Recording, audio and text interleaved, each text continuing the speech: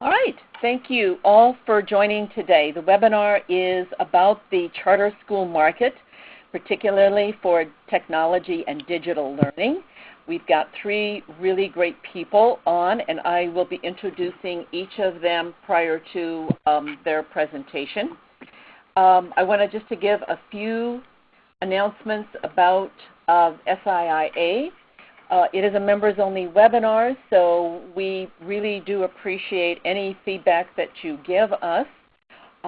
We have a member survey right now, in fact, that Lindsay Harmon has been sending you email reminders about. If you haven't given us your input, please do so, because we really would like to hear about the things that we're not doing that we should, etc. And there are also a number of committees and working groups you can get involved in, whether it's Global Games for Learning or membership survey, membership programs, etc. They're listed there. And then we've got a number of key initiatives from our Innovation Incubator, and I believe that we have a press release about our finalists from the Innovation Incubator going out this afternoon. We also have we'll be launching our new 2013 EdTech Market Survey that we'd like you to participate in. So just be active, come to our website, and continue to explore the things that you can get from member benefits. We have an Ed Business Forum in New York, always in New York in December, and it's all about the business of your company. So if you haven't registered for that, you should try. And then we've got a number of workshops coming up, more webinars, the roundtable for about FERPA, and particularly all the things about privacy that would be of interest to your companies. We have a series called the School Technology Series, and Amfrey Associates is bringing in key thought leaders from large districts to talk about their technology initiatives. The next one is Broward School District on December 18th, so you can register for that, as well as our series on Common Core. So please do check those out. We'll be very happy to have you join us. And us is, you can see me there. Derby is also there, and she is always running the logistical part here, making sure that the communication and everything runs smoothly in these webinars, which we appreciate. Lindsay is our policy analyst and market analyst. She is sort of also working behind the scenes. She's watching the chat box to make sure that questions get answered. Mark Schneiderman was going to host this webinar. He is getting on a plane right now, coming back from Albany, because he's testifying at a commission there in Albany on student data privacy. So that was important, and he asked if I could fill in, so that's what I'm doing. And Jonathan is our education intern, and he is going to be writing up some of the summaries of this. And then please do submit your questions. There's a chat box in the lower left, and we should be able to see your questions. And one of the things that Derby has asked is if you could send your name, title, and company for the speakers. They would sort of like to know who's on, and rather than take the time to have all of you introduce yourself, it would have been too many and used up too much time. So right now, I'm going to turn it over to Nina Rees first. And I'll say a little bit about each one, because they have some pretty significant work that they've done behind them. Nina is now with the National Alliance for Public Charter Schools, and they are committed to advancing the charter school movement. She was Senior VP for Strategic Initiatives at Knowledge Universe, and before that, she was Assistant Deputy Secretary for Innovation and Improvement at the U.S. Department of Education here in D.C., and she administered a lot of grant programs and projects that spearheaded a number of innovative federal programs. And before that, she was actually a Deputy Assistant to Vice President Dick Cheney, and she's been at the Heritage Foundation, so she's got a lot of particularly D.C. experience. James Saunders is going to be presenting next, and he is a Presidential Innovation Fellow. He's working on open data initiatives at the Department of Ed, also here in D.C., and he really oversaw a lot of innovation at the KIPP Bay Area schools, managed their blended learning and technology integration initiatives. Earlier this year, he spearheaded the Google Play for Education pilot at the KIPP Bridge Charter School, and which is also a partnership with Android. And he's been a Teach for America core member and a KIPP teacher, so he's got lots of good experience that we will hear from. Last but not least, we will hear from Bill Kurtz. He is now CEO of the Denver School of Science and Technology, otherwise known as DSST Public Schools. It is a Denver-based charter school management organization, and they are really trying to transform some of the urban public education by eliminating educational inequality. He was founding head of the school for the Denver School of Science and Technology, and it's really, that school is a national exemplar now due to the success that they've had in getting highly significant year-to-year student learning growth. So I'm sure he's going to have a lot more to talk about that. So I'm going to turn it over to our first speaker now, Nina, and let her get started. Great. Thank you so much, Karen. Thanks also for hosting this conference call. I've been working with Mark, and I'm familiar with SIA's work for quite some time now, mostly in my last role at Knowledge Universe. We had a couple of technology tools that we marketed to public schools, and I think it's great to learn more about what your members are doing, as well as having them learn more about the charter school space. So I'm going to go down this PowerPoint very quickly. Karen, I'm assuming someone on your end is going to scroll down, right? Yes. Would you like us to just move the... There you go. Oh. Yep. So I'm going to start to tell you a little bit about the National Alliance for Public Charter Schools. We are the leading national organization committed to advancing charter schools. Our work is primarily at the federal level. Our mission, as stated here, is to lead public education to unprecedented levels of academic achievement for all students by fostering a strong charter sector.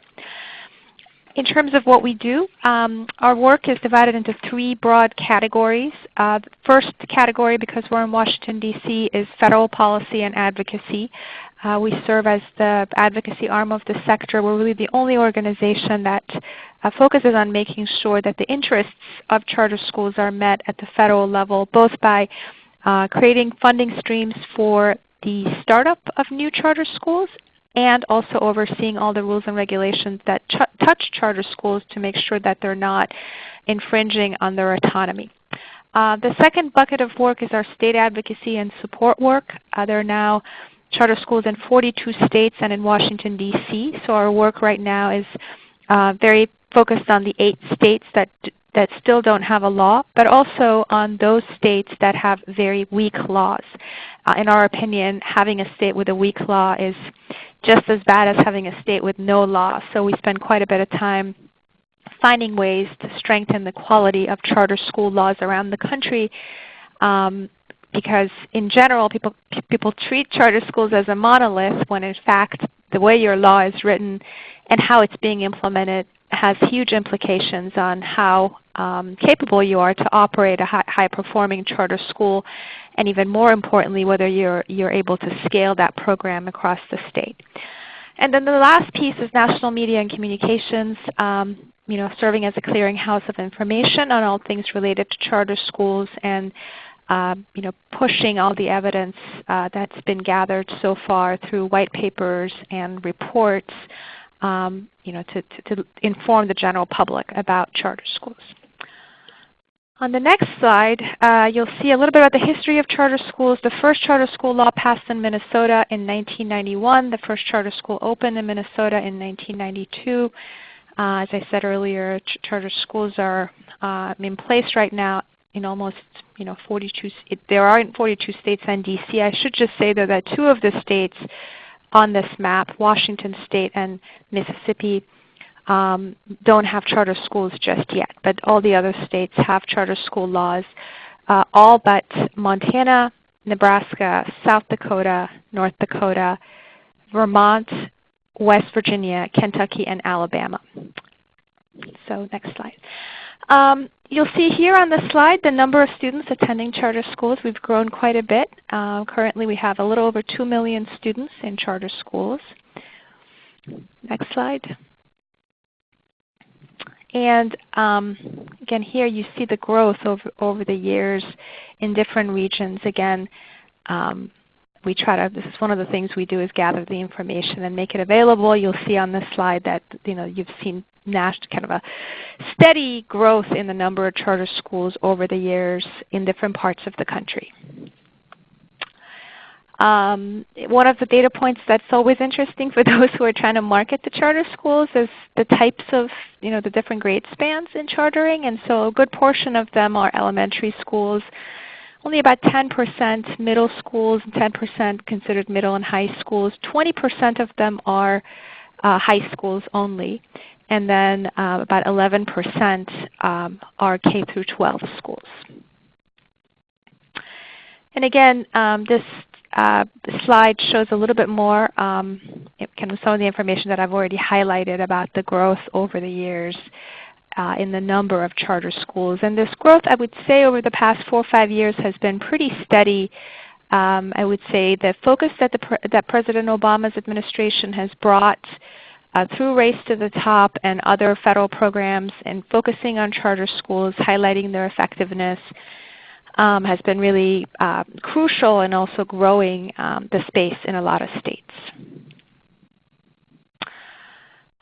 Basic facts, again, I'm happy to answer more questions. Right now we have 6,000 charter schools around the country. We've seen about 400 to 500 new charter schools open each year over the past 5 years. And every year we also see about anywhere between 150,000 to 200,000 new students attending or enrolling in charter schools. Even though those numbers seem high, we know that at least 500,000 students are currently on charter school waiting lists. We actually do a survey every summer, and the last survey placed the number at close to 1 million. But because we know that some of these families have enrolled or put their names on multiple wait lists, we kind of bring the number down. So we know that the number is at least 500,000 or 500,000.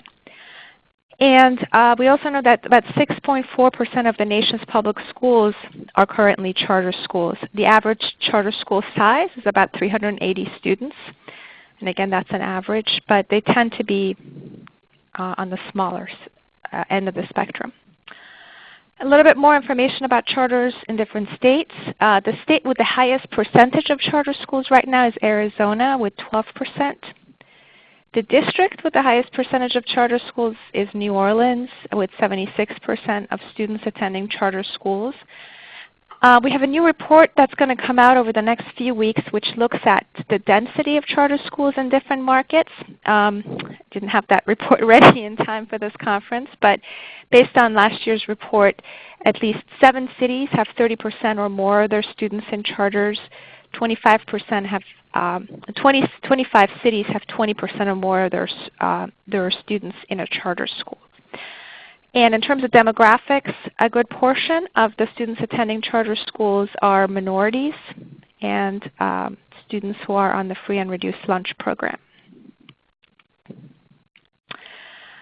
This is a data point that a lot of members of SIA and those, again, interested in the charter school space are most interested in, which is what % of them are run by education management organizations or charter management organizations. And again, the latest data that we have placed those figures at 12% for for-profit education management groups and 20% for charter management organizations. And these numbers have grown over the years. But still, 67% of the market is operated by independent single-site operators. And one other data point that's important for you all to know is that a little over half of charter schools are their own LEAs. So they have kind of independent purchasing power. They're treated like a local education agency when it comes to federal rules and regulations. And everything that impacts an LEA, Title I funding and whatnot. And then last but not least, some of you are probably familiar with our conference every year. We host a conference every year. This coming year is going to be in Las Vegas. I'm sorry, this is actually long. It's from June 29th until July 2nd. We don't host the conference for half the year. No, so June 29th until July 2nd in Las Vegas. This past year we attracted 4,200 attendees, and 86% of the non-vendor attendees identified as having purchasing power in their schools. And this is actually a pretty important point to raise, because unlike traditional public schools that are operated by a central school district with a chief academic officer or whatnot in charge of making large purchasing decisions, charter schools are very decentralized, and a lot of times the principal or some of the teachers in the school do have the power to make decisions about curricula and the different innovations that can be brought into a charter school, and they don't have to go through a bureaucracy. And also 51% of the non-vendor attendees were school leaders, administrators, or board members. So it attracts a good portion of the charter school sector, again 4,200. We spend quite a bit of time trying to make sure that we are attracting decision makers and people in leadership roles to this conference. Again, we welcome anyone who wants to come, but the agenda is very much geared towards people who are a little bit above that kind of entry-level position at a charter school. And that's it.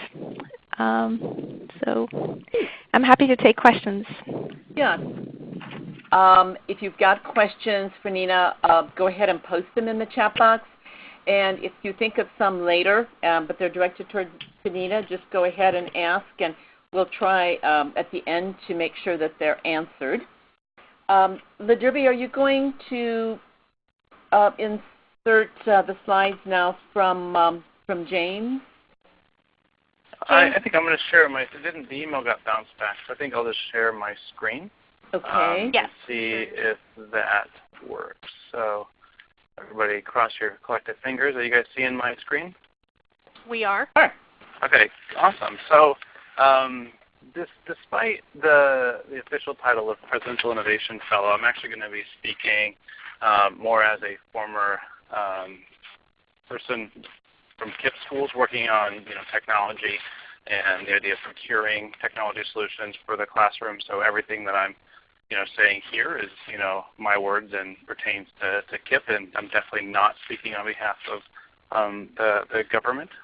So hopefully that covers me, and if there's any other things that I should say, pretend I just said them around that. So I spent a couple of years working at both KIPP schools and then for Google on developing tools for the classroom, and these are a few of my kind of takeaways, and then I wanted to open it up for questions that you guys may have about this whole process. So I started as a teacher and happened to be involved in a pilot project that Google was doing with these things called CR48s, which later became Chromebooks.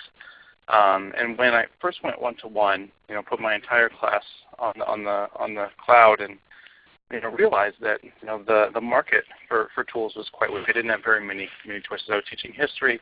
There obviously wasn't a Khan Academy or G3000 or ST Math for history.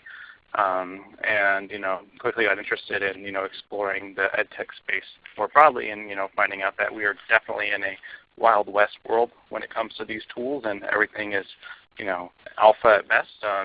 In terms of where I think it'll be in a few years, which it's moving quickly, and I'm getting excited to see all these new companies coming about. And I think the future for education in this country is bright because of what I see. So here are a few of my takeaways, and let's see if we can click here. So that was the background. Oh, I should have showed you that. And by the way, all of these pictures are mine, of former students of mine, or pictures that we've taken in either my classroom or some of our teachers' classrooms. So even if my message isn't what you want to hear, hopefully the pictures are at least fun to look at. So always in pilot is this idea that schools, and I don't know if I can't speak for large public schools, but I can speak for small charter schools specifically out in the Bay Area. Whether it's Alliance, Rocketship, Summit, and then Leadership Public Schools and ourselves, KIPP area schools. We're always working in a pilot environment. So when we're talking to companies for the first time, we're really thinking about, okay, what can we do in terms of work now so that you have an opportunity both as an entrepreneur to prove yourself and prove that you're an effective solution. But at the same time, us being able to minimize the capital or investment that we have to put up front, other than time, because we are operating, especially out in California, I'm sure other states are the same way, on very tight budgets.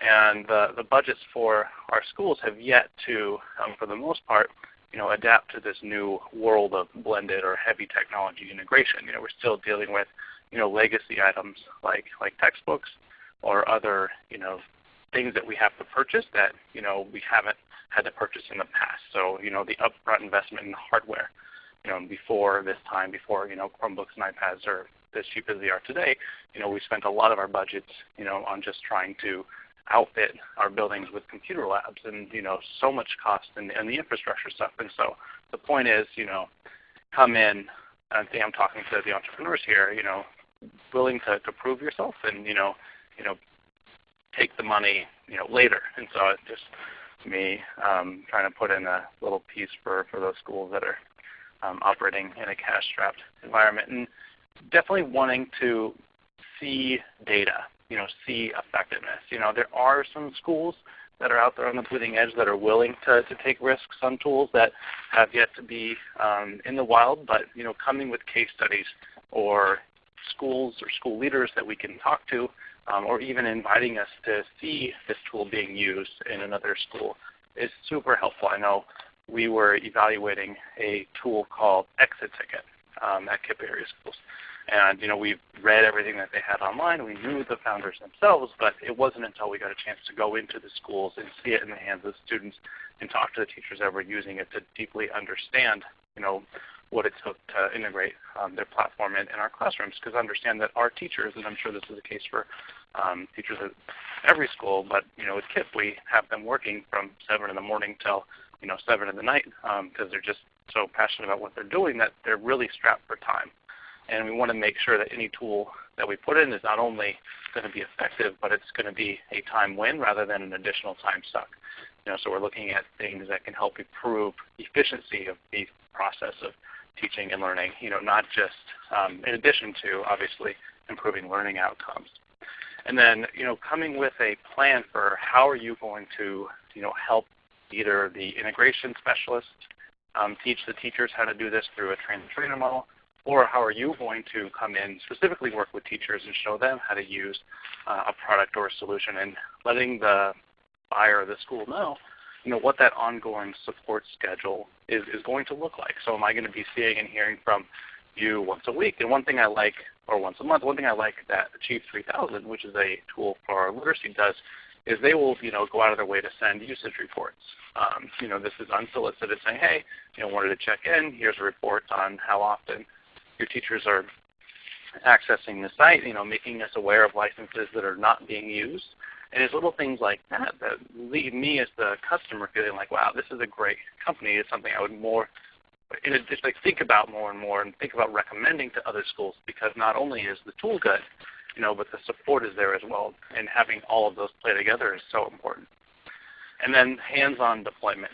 If you can be there in person, and I know especially as a small emerging company, getting those first few wins is huge. So if you don't have proven track points like some of the bigger companies, getting out there to the schools and being there when the teachers are using it for the first time, being there to lend them the hand. So we did, like you heard in my bio, Google's first pilot with the Play for Education, the Android tablet program, and had a team of 10 Googlers in the building, helping us with every step of the way, ensuring that the bandwidth was going to be sufficient, and helping the teachers understand the platform and going through the process of purchasing apps. And if a large company, like Google, can find time to send out, employees, smaller companies definitely should. And it makes a huge difference to know that they have the support from the people. So I think that is it in terms of the high-level stuff.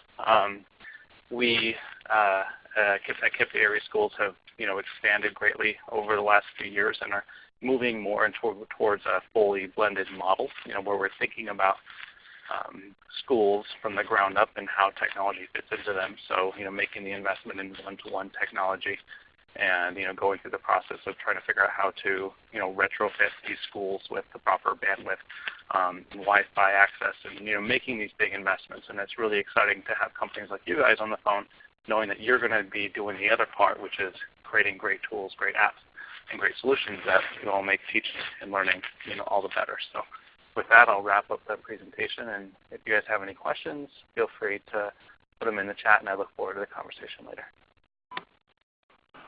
I think that so many people are just looking at the slides and all the great information, at least the comments that I'm getting. This is all really great information, so they probably just haven't thought of questions yet, but hopefully they will. So I believe, unless we have some questions, I'm going to ask Bill Kurtz to come on and talk a little bit about the Denver Public Schools charter that he has and what they're doing. And don't forget to ask any of them questions. We can make sure that at the end, if not before, they get answered. Bill? Great. Good afternoon, everybody. Can you hear me all right? I can hear you loud and clear. We can. Great. Awesome. Well, hello from Denver. Thanks so much for having us on today. We really appreciate it, and happy to give you just a snapshot into DSST Public Schools and how we use and think about technology. And I'm here to plea on behalf of the charter management world that we need lots of technology solutions. This is a market space that I think is filled with opportunity, and there's a lot of us that are very hungry to find the right solutions right now. So excited to have the conversation, and grateful that so many of you are interested in this space. So just a little bit about DSST Public Schools. We opened in 2004 with our first high school called the Denver School of Science and Technology. It opened as a one-to-one laptop program. So every single student in the history of our organization has come with a notebook, essentially, to the classroom, and that's been standard for us now for 10 years. And we really believe that technology was a key part of our solution set from the beginning. Today we operate 7 schools in Denver Public Schools, enrolling 2,800 students, as the slide says. We're growing to 14 schools on 7 campuses, serving 6,500 students. We'll be 18% of the Denver Public Schools 612 student population, and roughly the 26th largest district in Colorado on that growth plan.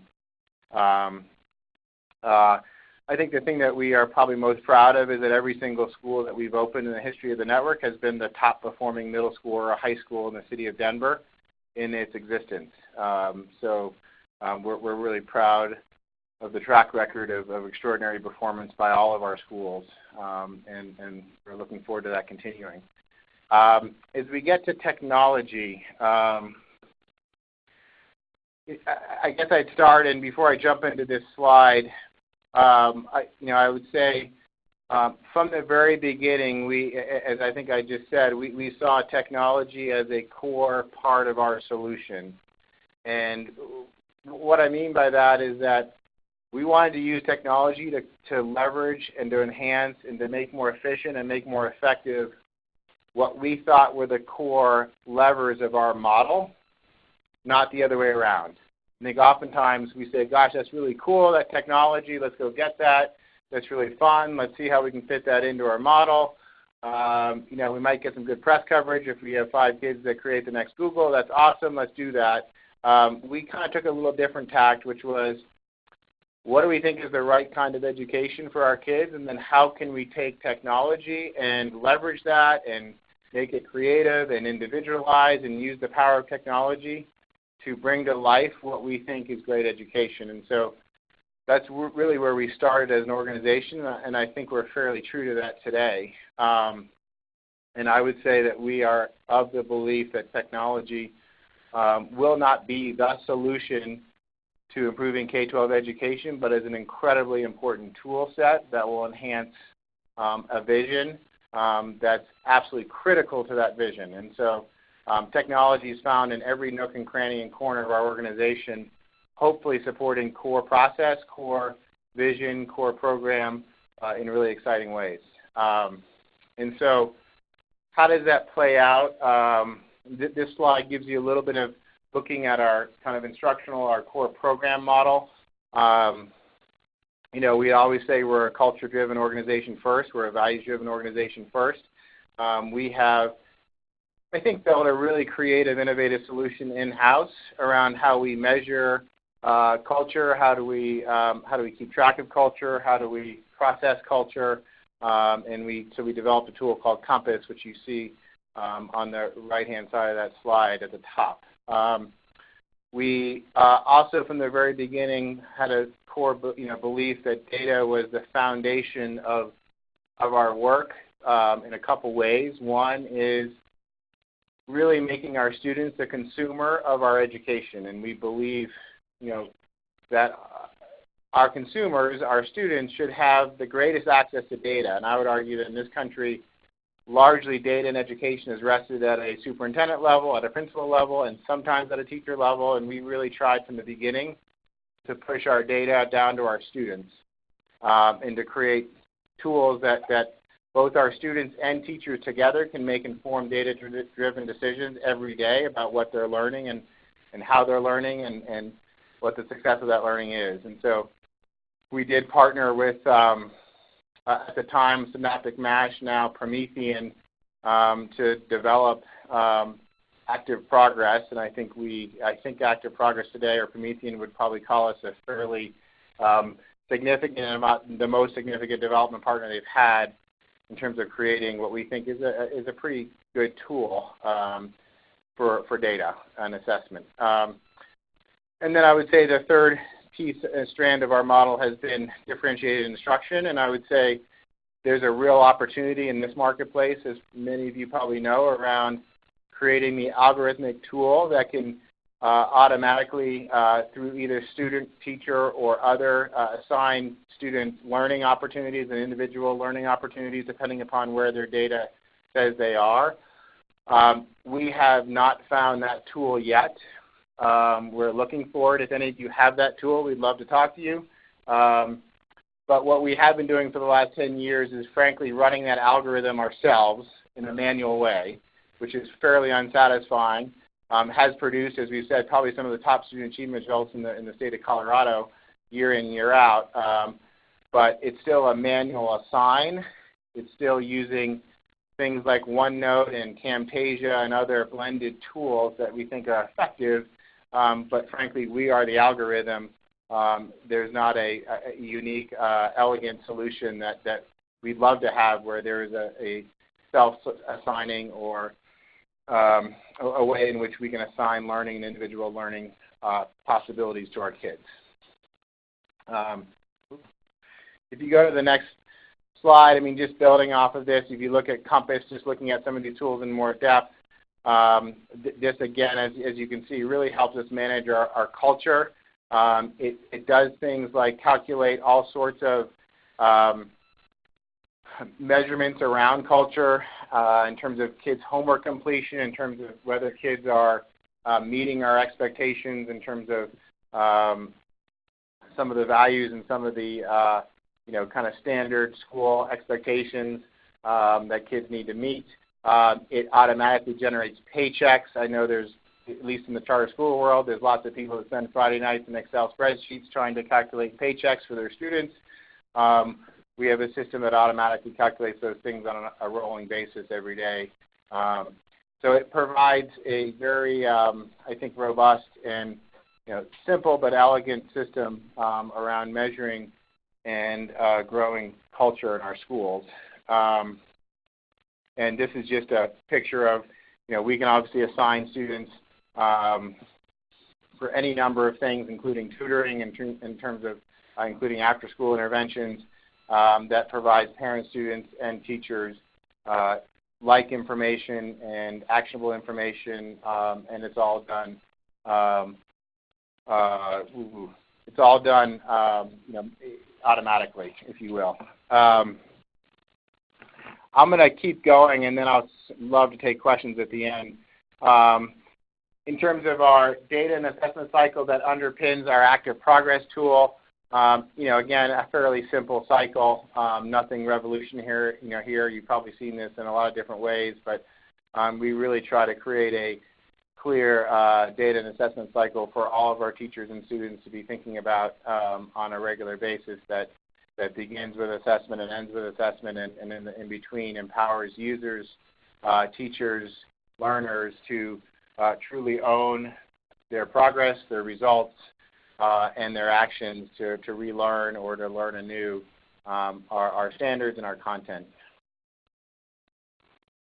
And again, we have the opportunity with active progress to really create, hopefully clear data reporting, data analytics that allow our students and teachers both collaboratively to understand where they are against our standards, what is their longitudinal progress, what is their progress yesterday, what is their progress over the last 3 weeks if they want to look at that snapshot, how are they doing on assessments, giving them wrong answer and other analytics around how to manage their own learning on assessments and learn from those assessments, and then create clear plans around how they're going to address their deficits or their areas of need. And so by no means perfect, but I think it in its best form, it truly empowers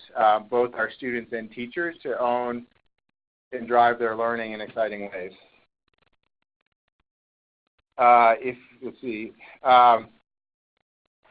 If you look at differentiated instruction, this is probably a fairly in-depth slide of describing what I talked about initially about differentiated instruction, where we really are trying to move to a place where we think about both the teacher and the student and the opportunities in which they can maximize individual learning in different settings. And in a perfect world, we are doing this through a variety of tools that are generally unconnected, where teachers are manipulating, using, employing these tools in different settings to best meet the needs of our students. And I would say all these settings in some way, shape, or form happen in our classrooms today. What we're looking for is, frankly, a platform that can provide the algorithm and the elegant solution around how to maximize these settings, as opposed to a teacher, I think, doing most of the lifting right now. And I don't believe that a teacher won't do any lifting if we get that platform. I think they'll continue to do tremendous lifting, but hopefully they'll have an elegant solution to support that and make that far more efficient and effective. The last thing that we have done, and this kind of sits underneath all of those platforms, Compass and Active Progress and some of our differentiated learning tools, is Polaris, which is a data warehouse that aggregates all of that data, including we haven't talked about our SIS data, our Student Information System data, and truly allows us to do a synthesis of that data in pretty phenomenal, exciting ways that allows us to make lots of cross-references and analytics around different kinds of data that can help us draw conclusions about where we're successful, where we're not, and how do we get better. And so that platform is has been developed. We are in the process of making that, I think, organization-wide around giving our teachers eventually, this really rests at the leadership level as it's been a pilot for the last 6 months, and we're moving into expanding this out to teachers and then ultimately students around their ability to then use this kind of data to really drive deep understanding of where they are and how they can succeed.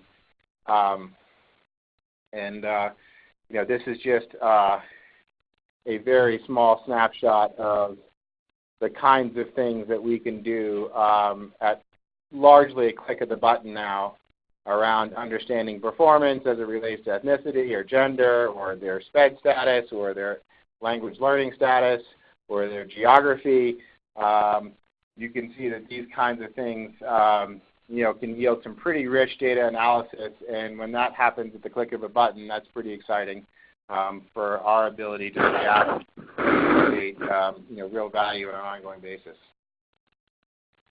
So happy to answer any questions about things we presented, but I guess I would say in conclusion that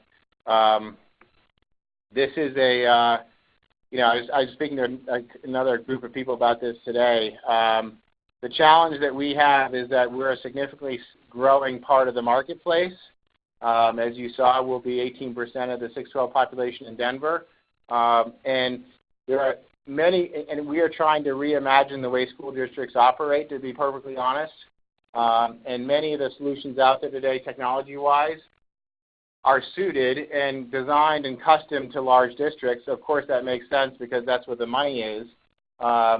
But for those of us who are gaining market share rapidly, we're looking for new solutions that don't necessarily do things the way districts did. Not that they do them all badly, but we think there are different ways of doing things.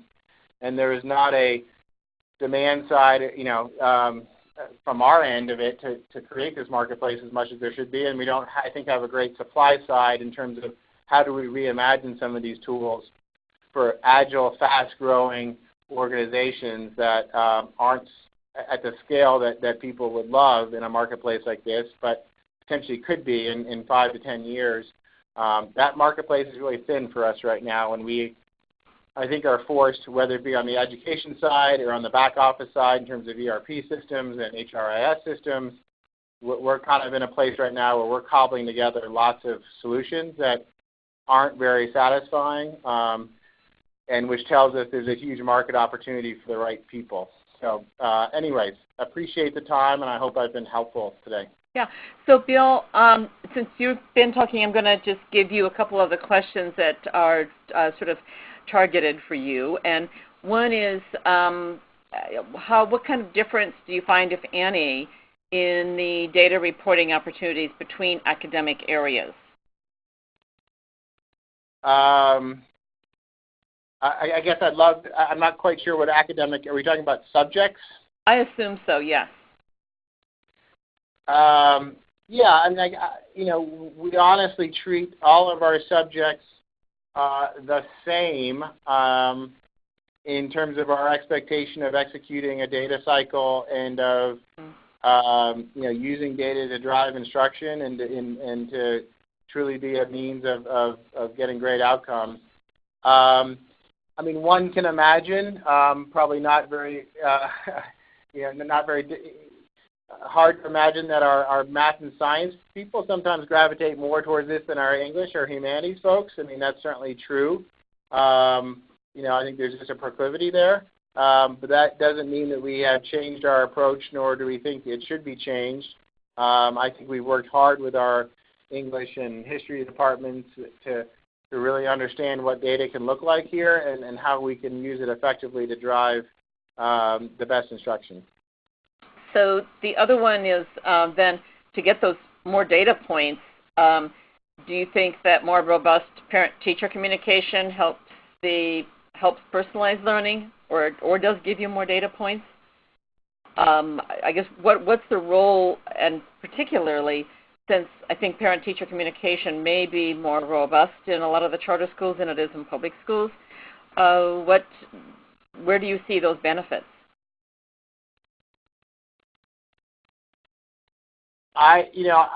So absolutely. I mean, I would say to you that, I believe the research shows that the more involved the parent is, the better the outcomes any student's going to have. So I think that's fundamentally a basis of improved performance.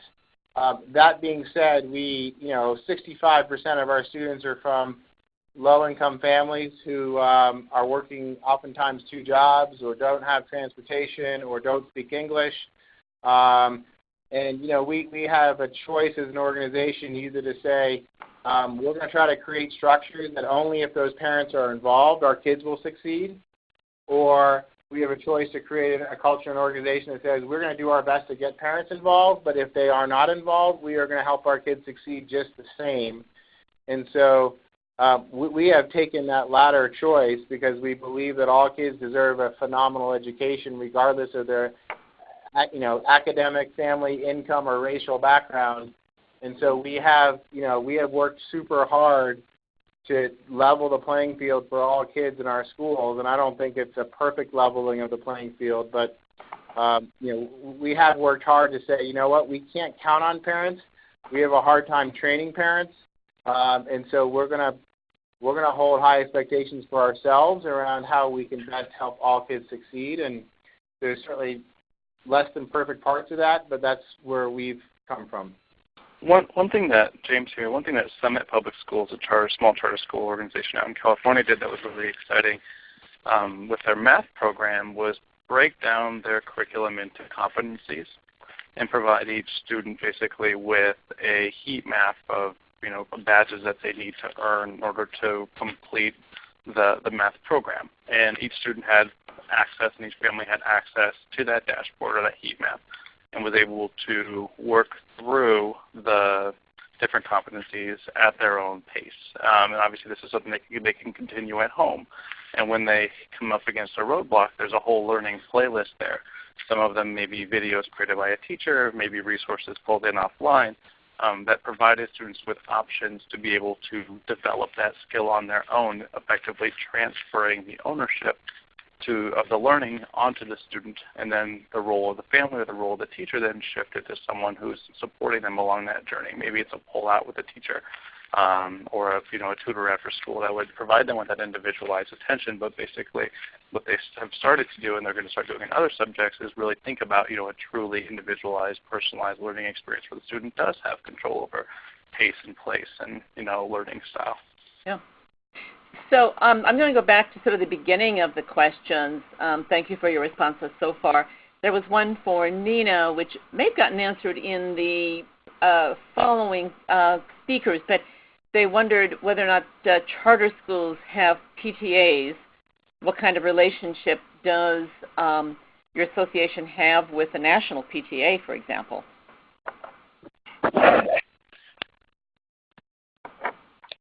Is Nina still there?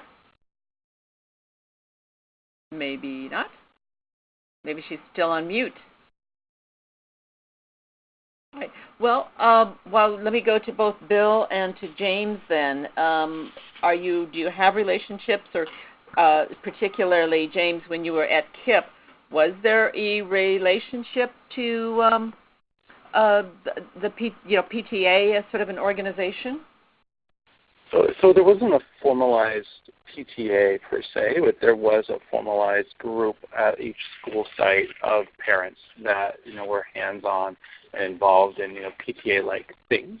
Most of that stuff fell outside of the academic arena, and more on at KIPP we believe in being able to provide a more holistic learning experience. So we do a lot of trips outside of the classroom, a lot of cultural or community events and stuff like that. So that was where they're more hands-on or scrubbed in on.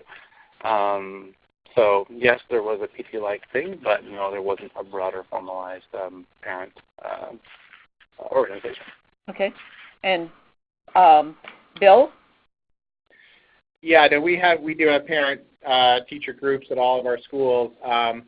They are not currently aligned or part of the national PTA organization. Okay.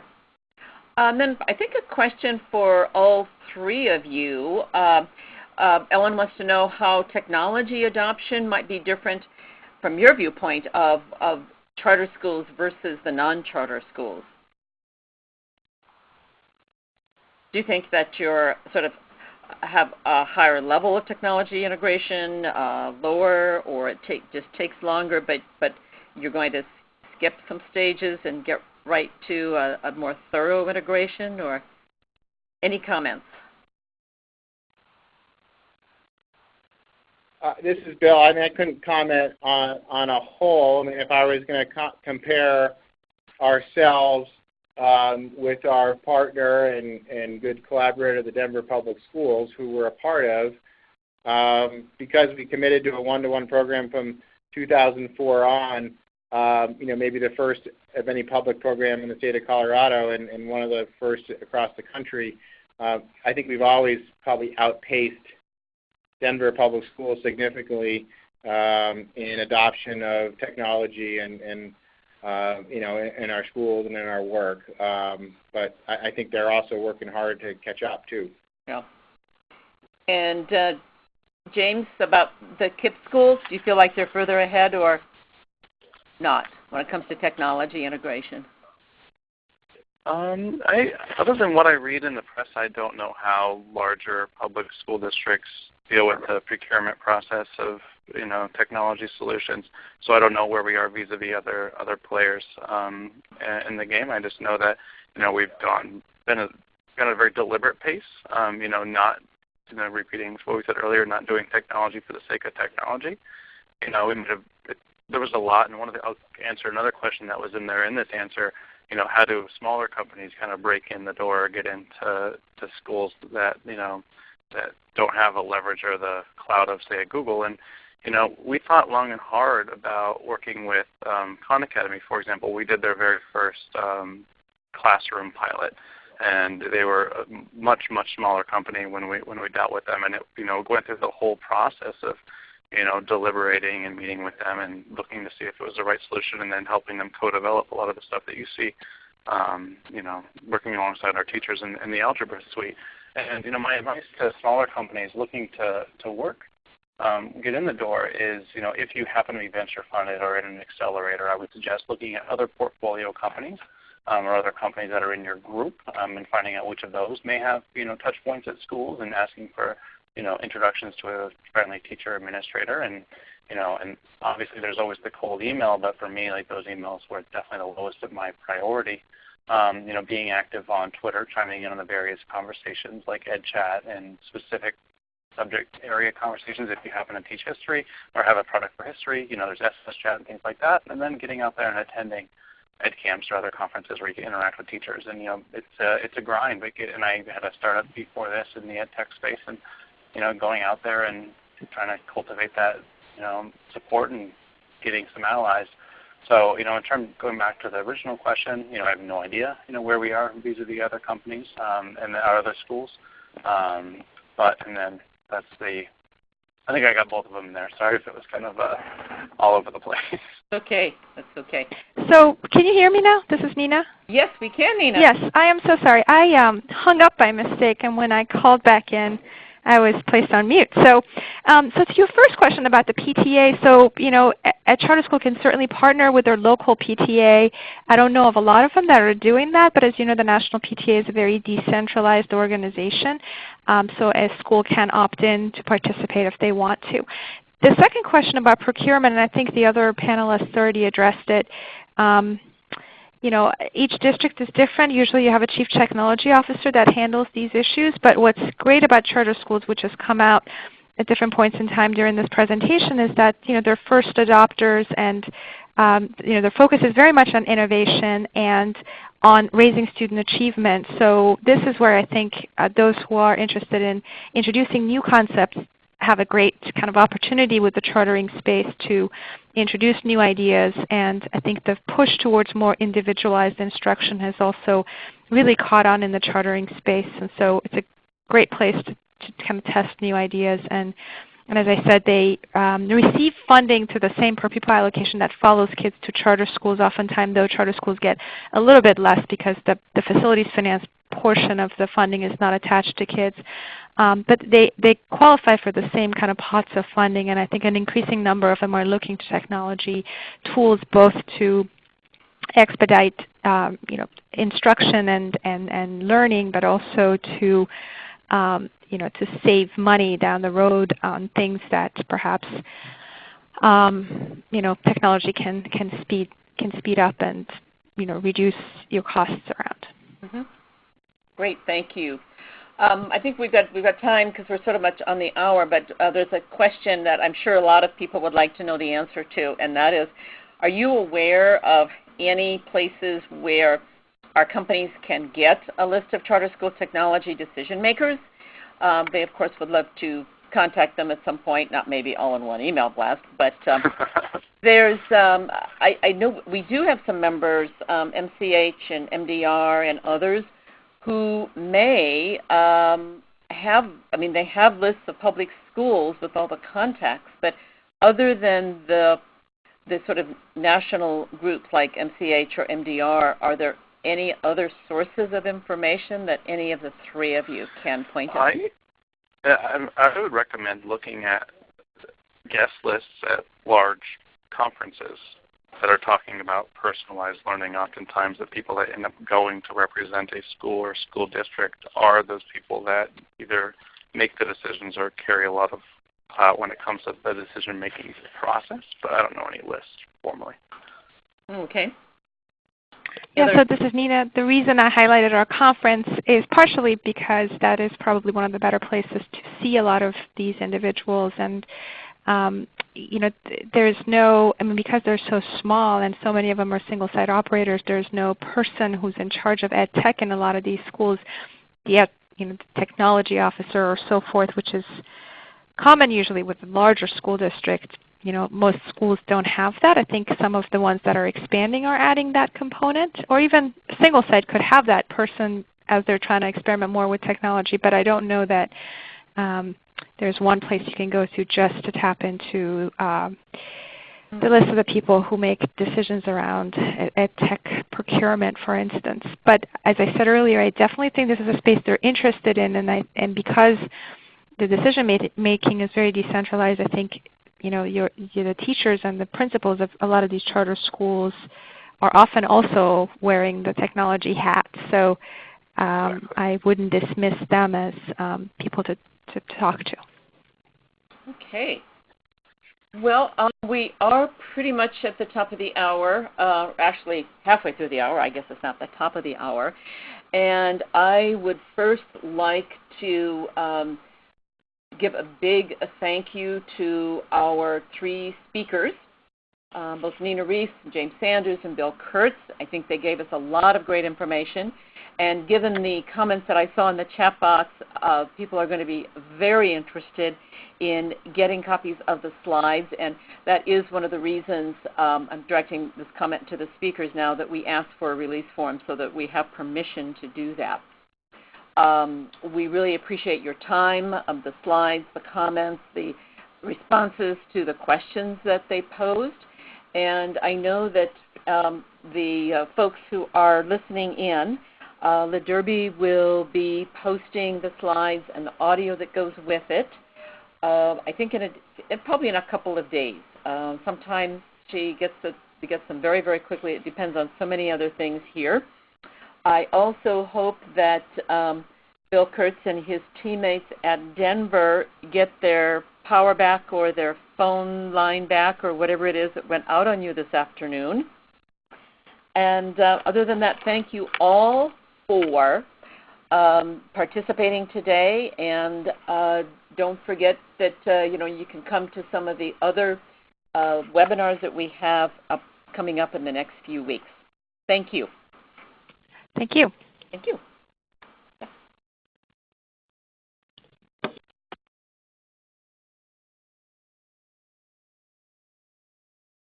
Thank you. Please stand by.